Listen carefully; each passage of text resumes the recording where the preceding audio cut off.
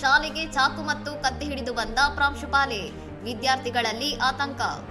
ಉತ್ತರ ಪ್ರದೇಶದ ಕೌಶಂಬಿ ಜಿಲ್ಲೆಯ ಸರ್ಕಾರಿ ಪ್ರಾಥಮಿಕ ಶಾಲೆಯೊಂದರಲ್ಲಿ ಪ್ರಾಂಶುಪಾಲರಾದ ಶಿಖಾ ಸಿಂಗ್ ಹರಿತವಾದ ಚಾಕು ಮತ್ತು ಕತ್ತಿಯೊಂದಿಗೆ ಶಾಲೆಗೆ ಆಗಮಿಸಿ ಎಲ್ಲರಲ್ಲಿ ಆತಂಕ ಮೂಡಿಸಿದ್ದಾರೆ.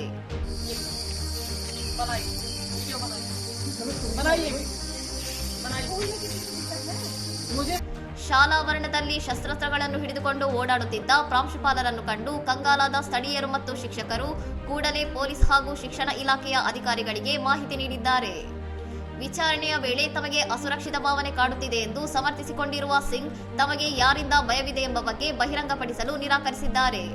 ಪ್ರಕರಣವನ್ನು ಗಂಭೀರವಾಗಿ ಪರಿಗಣಿಸಿರುವ ಜಿಲ್ಲಾ ಮೂಲ ಶಿಕ್ಷಣ ಅಧಿಕಾರಿ ಕಮಲೇಂದ್ರ ಕುಶ್ವಾಹ ತಕ್ಷಣವೇ ತನಿಖೆಗೆ ಆದೇಶಿಸಿ ಪ್ರಾಂಶುಪಾಲರ ವಿರುದ್ಧ ಎಫ್ಐಆರ್ ದಾಖಲಿಸಿ ಅಮಾನತು ಪ್ರಕ್ರಿಯೆಯನ್ನು ಆರಂಭಿಸಿದ್ದಾರೆ.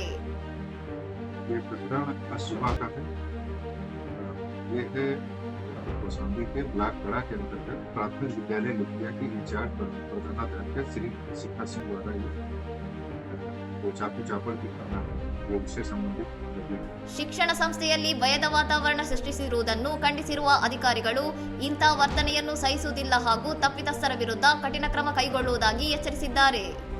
ಆರೋಪಿಯ ಪತಿ ನೀಡಿದ ಮಾಹಿತಿಯ ಮೇರೆಗೆ ಆಕೆಗೆ ಮಾನಸಿಕ ಆರೋಗ್ಯದ ಸಮಸ್ಯೆಗಳಿರಬಹುದು ಎಂಬ ಶಂಕೆ ವ್ಯಕ್ತವಾಗಿದ್ದು ಹೆಚ್ಚಿನ ತನಿಖೆ ಮತ್ತು ವೈದ್ಯಕೀಯ ವರದಿಗಾಗಿ ಪ್ರಕ್ರಿಯೆಗಳು ನಡೆಯುತ್ತಿವೆ. ಇನ್ನಷ್ಟು ಸುದ್ದಿಗಳಿಗಾಗಿ ನೋಡ್ತಾ ಇರಿ ಸೌರಂ ಟಿವಿ.